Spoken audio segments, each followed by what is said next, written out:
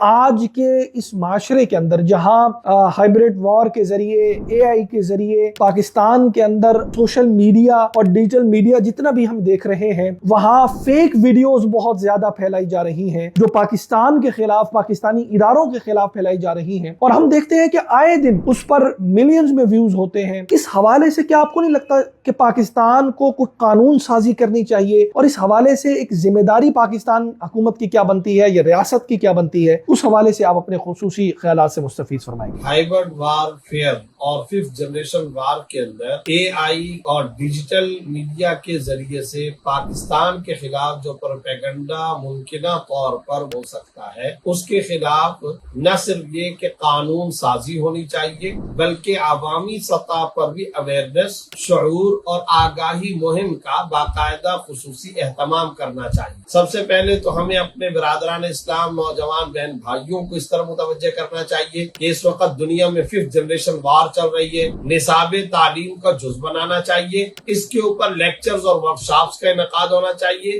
یونیورسٹیوں کے ہال میں دینی مدارس کے دارالحدیث کے اندر جا کر کے طلباء کو اسٹوڈنٹس کو اس پر متوجہ کرنا چاہیے، اور کس طرح پاکستان کے خلاف اے آئی جنریٹڈ خاص طور پر دفاعی معاملات کے اندر استعمال کیا جاتا ہے، پروپیگنڈا مہم کس طریقے سے باقاعدہ اے آئی جنریٹڈ مواد اور کانٹینٹ پر بیس کرتے ہوئے لوگوں کے سامنے پیش کیا جاتا ہے، یہ سب کا سب نوجوانوں کے سامنے نہ صرف یہ کہلانا چاہیے بلکہ اپنے اختیار سے جو نوجوان اس کے اندر مبتلا ہیں ایک تو ان کو اس سے روکنا ضروری ہے، اور پھر ساتھ ہی ساتھ قانون سازی بھی انتہائی ضروری ہے، اور اس کے لیے کئی سارے مواد ہو سکتے ہیں، کئی سارے طریقہ کار اور کئی سارے قوانین۔ مثلا ایک ان میں سے یہ ہے کہ اگر کوئی اس طرح کا کانٹینٹ ہو تو اس کے اوپر باقاعدہ اے آئی جنریٹڈ یہ لکھا ہوا اور لیبل ہونا ضروری ہے۔ پھر اسی طریقے سے ملک کے دفاع کے لیے تو ہو، دشمن کے خلاف تو استعمال کیا جائے، مگر اپنے اداروں،